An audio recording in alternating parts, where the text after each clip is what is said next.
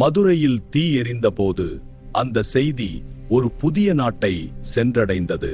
அது சேர நாட்டின் மண். அவர் சேரன் செங்குட்டுவன், வீரமும் நீதியும் இணைந்த மன்னன்.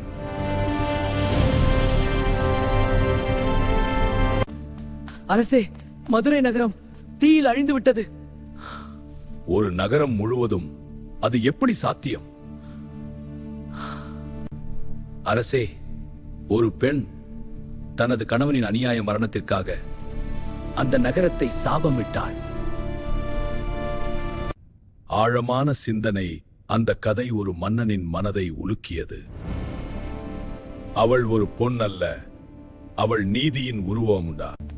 அந்த கண்ணகி உலகம் அறிய வேண்டிய ஒரு தெய்வம்.